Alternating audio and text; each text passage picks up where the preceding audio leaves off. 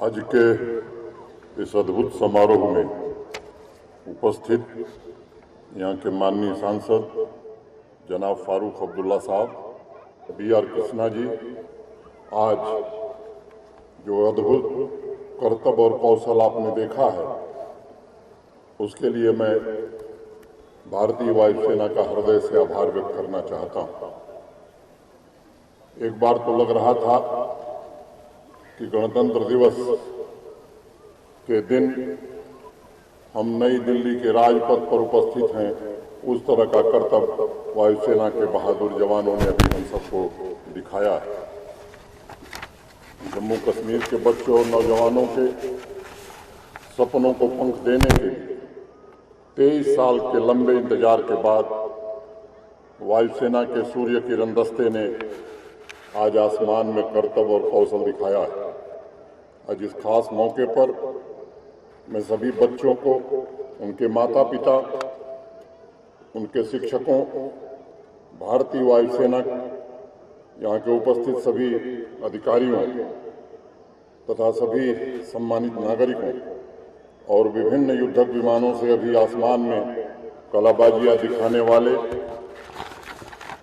MiG-21 Sukhoi Chinook के वायुवीरों को अपनी हार्दिक शुभकामनाएं देता हूं और वादी की हवाओं में शांति, भाईचारे तथा मोहब्बत का संदेश देने के लिए भी एक बार फिर से बधाई देता हूं। आज 26 सितंबर का दिन एयरफोर्स एवं जम्मू कश्मीर के इतिहास में सुनहरे अक्षरों में लिखा जाएगा। मुझे बेहद खुशी है कि आज हम सभी इस ऐतिहासिक पल के साक्षी बने हैं और हमारी नौजवान पीढ़ी इससे प्रेरणा लेकर अधिक से अधिक संख्या में भारतीय एयरफोर्स ज्वाइन करेगी।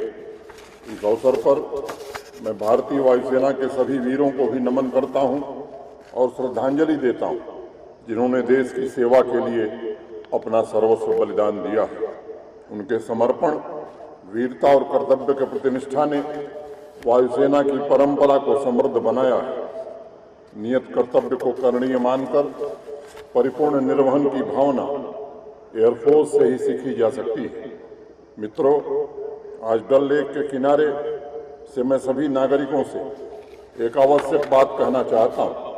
हमारे पूर्वजों ने हमें जीवन के मूल्य दिए हैं, उसमें पर्यावरण के साथ साथ सहअस्तित्व की बात सबसे ऊपर आती है। इसमें कोई संदेह नहीं है कि जम्मू कश्मीर में संसाधनों का इस्तेमाल होने से पर्यावरण को काफी नुकसान पहुंच रहा है। मैं आपसे आग्रह करूंगा कि ये सिर्फ प्रशासन और सरकार की जिम्मेदारी नहीं है, बल्कि यहाँ के नागरिकों की भी जिम्मेदारी है कि वो प्रकृति के साथ तालमेल बनाकर रहें। प्रकृति की रक्षा हमारी सोच बननी चाहिए, तभी हम अपनी अमूल्य धरोहरों, चाहे वो डल लेक हो, वुलर हो, झेलम हो, नगीन हो, तवी हो, जैव विविधताओं से भरे यूपी के अन्य संसाधन हो, उन्हें सुरक्षित रख पाएंगे। आज हमारी भावी पीढ़ी भी यहाँ बैठी है, उनके अंदर ये जागरूकता पैदा करने की जरूरत है कि हमारा अस्तित्व, हमारा जीवन स्तर, शिक्षा, स्वास्थ्य, सुविधा, विकास जैसे जीवन के तमाम पहलू प्रकृति से, प्राकृतिक संसाधनों से जुड़े हुए हैं। प्यारे बच्चों और नौजवान साथियों, आज़ादी का अमृत महोत्सव हमें एक मूल मंत्र देता है कि पर्यावरण की रक्षा सरकारी नहीं बल्कि सार्वजनिक लक्ष्य होना चाहिए। बच्चों और शिक्षकों के बीच मुझे एक बात विशेष रूप से कहनी है। आप पर ही देश की और यहाँ के लोगों की आशाएं, भविष्य की आशाएं टिकी हैं। आदरणीय प्रधानमंत्री श्रीमान नरेंद्र मोदी जी के मार्गदर्शन में देश एक ऐसी नीति पर काम कर रहा है जो भारत को नॉलेज इकोनॉमी के रूप में स्थापित करेगा। आपके पास जो शक्ति है, जो ताकत है, उसका उद्देश्य नैतिक उद्देश्यों की पूर्ति के लिए और भविष्य की चुनौतियों से निपटने के लिए किया जाना चाहिए। आप सभी शिक्षकों से विशेष रूप से मेरा अनुरोध है कि मूल्य आधारित शिक्षा के साथ बच्चों को आर्थिक तथा तकनीकी परिवर्तन से भी रूबरू कराने की आवश्यकता है, ताकि मीर आगे बढ़ेगा तभी देश भी तरक्की के नए कीर्तिमान स्थापित करेगा। सभी शिक्षकों से मैं निवेदन करूंगा कि इसे जीवन का पवित्र कार्य समझकर करें, नौकरी समझकर न करें। मित्रों, जम्मू कश्मीर देश की सांस्कृतिक और विद्या की भी राजधानी रही है। सदियों से यहाँ कला, संगीत और शिक्षा के मिले जुले स्वरूप ने जाति भेद एवं धर्म भेद को दूर रखकर सर्वधर्म समभाव की अलग जगाई है। ये मिट्टी सामाजिक समता को स्थापित करने के लिए जानी जाती है। आज सभी शिक्षकों, सभी प्रबुद्ध नागरिकों, नौजवानों, माताओं, बहनों का ये दायित्व है कि वो सांस्कृतिक, सामाजिक और भावनात्मक एकता को मजबूत करने के लिए लगातार प्रयास करें ताकि हमारी एकता और मजबूत हो सके। आज हमारी बच्चियां भी यहाँ मौजूद हैं और मैं उनसे कहना चाहता हूँ कि हमारी संस्कृति सर्वभूत हितवाद की संस्कृति है। जम्मू कश्मीर प्रशासन महिलाओं के एम्पावरमेंट के लिए लगातार प्रयास कर रहा है। मैं आज इस मंच से आप सभी से कहना चाहूँगा कि देश तथा जम्मू कश्मीर के पुनर्निर्माण में नारी शक्ति का बहुत ही महत्वपूर्ण योगदान हो सकता है। आपको अवसर तथा आर्थिक सहायता उपलब्ध कराने, सक्षम बनाने के प्रयास किए जा रहे हैं। अब आर्मी तथा एयरफोर्स में भी हमारे जम्मू कश्मीर की बच्चियां बढ़ चढ़ करके शामिल हो रही हैं। इसकी आवश्यकता है। एक बात हमेशा याद रखिए, आपके अंदर का आत्मविश्वास ही समाज में नए भाव पैदा करेगा। आज इस अवसर पर मैं रजौरी की 2 बेटियों माबिया सूदन और ताहिरा रहमान को पूरे जम्मू कश्मीर के प्रशासन की तरफ से तथा आवाम की तरफ से हृदय से बधाई देना चाहता हूं और उन्हें शुभकामना भी देना चाहता हूं। माबिया एयरफोर्स में जम्मू कश्मीर की पहली महिला फाइटर पायलट है और ताहिरा ने कुछ दिन पहले ही वायुसेना की शार्ट सर्विस कमीशन की परीक्षा उत्तीर्ण की है और अब फ्लाइंग ऑफिसर की ट्रेनिंग कर रही है।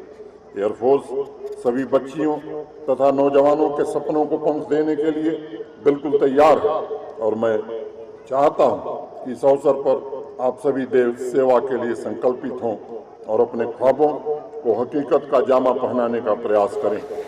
आज़ादी का अमृत महोत्सव एक ऐतिहासिक अवसर है जबकि पूरा देश स्वतंत्रता सेनानियों, शूरवीरों, आज़ादी के मूल्यों को आत्मसात करने तथा भविष्य के भारत की परिकल्पना में जुटा हुआ। मुझे विश्वास है कि जम्मू कश्मीर के नौजवान आने वाले 25 सालों में राष्ट्र निर्माण में अपनी महत्वपूर्ण भूमिका का निर्वहन करेंगे। मैं एक बार फिर से एयरफोर्स के सभी सदस्यों के प्रति अपनी कृतज्ञता ज्ञापित करता हूं, उन्हें बधाई देता हूं और शुभकामनाएं देता हूं तथा जम्मू कश्मीर के नागरिकों और खासतौर से युवा पीढ़ी का आह्वान करना चाहता हूं कि देश की इस महान परंपरा को भविष्य में आगे ले जाकर मजबूत भार आपके कंधों पर आने वाला है। शुक्रवार की रात जम्मू कश्मीर के लिए बेहद खूबसूरत थी। इस यूटी के 8 नौजवानों ने यूनियन पब्लिक सर्विस कमीशन की परीक्षा उत्तीर्ण की है। कुपवाड़ा से लेकर अनंतनाग तक और जम्मू देर रात लोगों तक मिठाई बांटने का काम कर रहे थे और खुशी मना रहे थे। मित्रों, यही तो नया जम्मू कश्मीर है और आज ये युवा साथी लाखों अन्य नौजवानों के प्रेरणा स्रोत भी हैं। जिस प्रकार उनके सपनों को पंख लग गए, उसी प्रकार हमारे अन्य नौजवानों के सपने भी जल्द पूरे हों। मैं इसकी ईश्वर से प्रार्थना करता हूं, ऐसी कामना करता हूं। आप सभी के सौभाग्य और सफलता के लिए फिर से एक बार हृदय से मैं शुभकामनाएं देता हूं। बहुत बहुत धन्यवाद। जय हिंद।